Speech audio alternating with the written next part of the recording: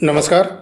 कल से भी सहारा केस की सुनवाई हुई और उसमें जो भी लाइव अपडेट था और कुछ महत्वपूर्ण चीज़ें जो जानकारियाँ निकल करके आई उस पर एक विस्तृत वीडियो बना करके मैं शाम को आपके समक्ष रख चुका हूँ।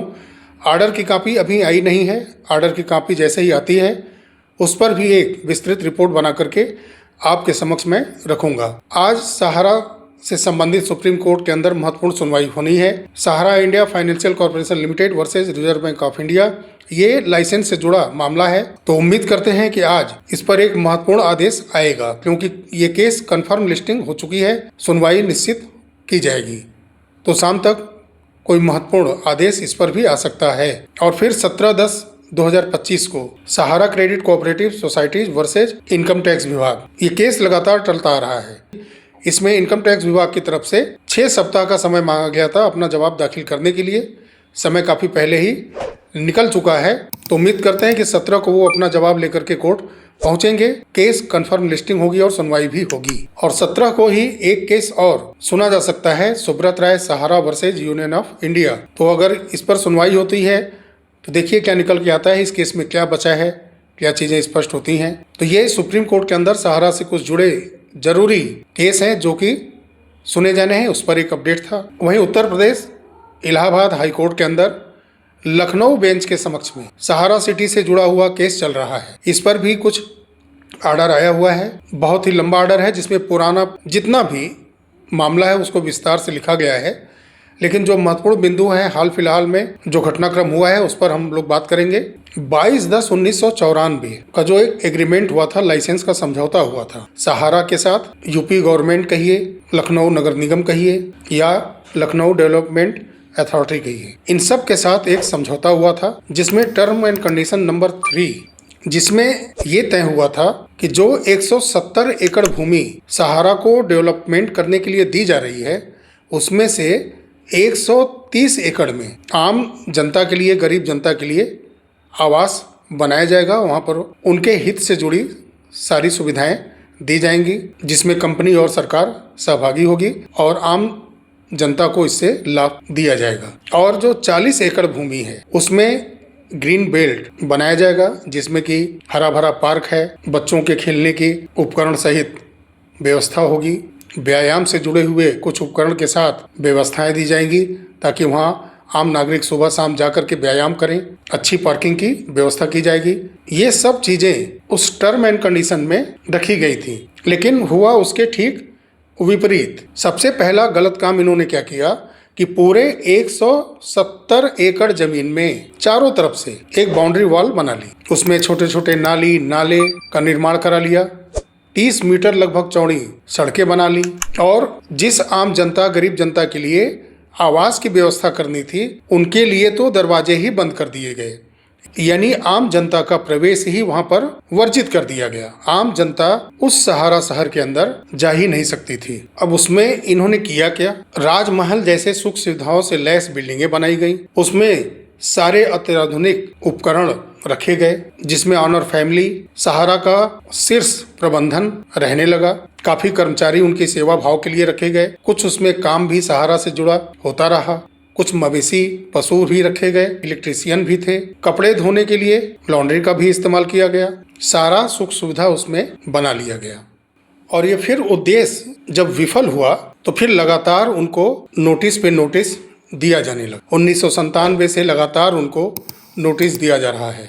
हाल फिलहाल में तो अभी 2022-23 लगातार उनको नोटिस दिया गया कि जिस टर्म एंड कंडीशन से आपके साथ लाइसेंस पर समझौता हुआ था आप उस पर खरे नहीं उतर रहे हैं। और कुछ वर्षों से तो उन्होंने रेंट भी देना बंद कर दिया था। ये सारी बातें संजय भसीन जी, जो कि उत्तर प्रदेश सरकार की तरफ से एडवोकेट थे, सारी बातें उन्होंने कोर्ट के समक्ष रखी।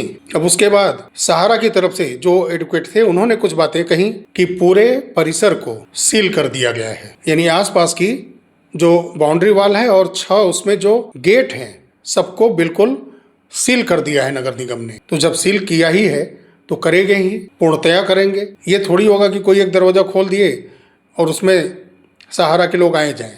जब सील हुआ तो पूरा सील होगा ही। जब नगर निगम कब्जा किया है तो पूरा सीलिंग तो करेगा ही ना।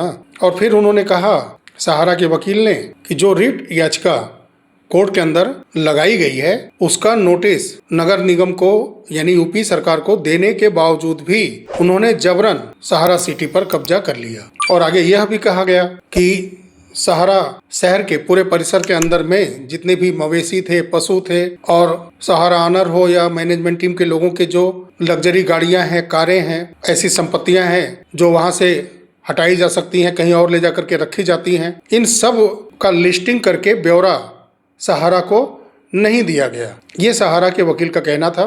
ये आरोप उन्होंने यूपी गवर्नमेंट और उनसे जुड़े इन संस्थानों के ऊपर लगाए। यहाँ पर एक बात मैं कहना चाहूँगा, मैंने एक वीडियो शेयर किया था आपसे कि सहारा शहर के अंदर 2 व्यक्ति अपनी व्यथा वीडियो के माध्यम से कह रहे हैं। वो वीडियो मैंने अपने यूट्यूब चैनल के माध्यम से आप तक पहुंचाया था। याद होगा उसमें जो सहारा के सिक्योरिटी गार्ड थे उन्होंने क्या कहा था कि जब पिछले दरवाजे से सहारा की फैमिली और मैनेजमेंट टीम के लोग जब जाने लगे तो याद होगा आपको, ध्यान से याद करिएगा या वीडियो को फिर से जाके देख लीजिएगा, ट्रकों में भर के जो दुधारू पशु थे, मवेशी थे, उनको वो लोग वहां से ले गए। अनुमान जताया गया कि वो शायद हरियाणा ले गए। अब गौर करिए इन बातों को कि जिन पशु और मवेशी का सहारा के वकील ने बात किया है उसका खंडन तो ऐसे ही हो जा रहा है कि जब सिक्योरिटी गार्ड ने स्पष्ट कर दिया कि ट्रकों में भर के उनको ले जाया गया तो वहाँ बचा कौन।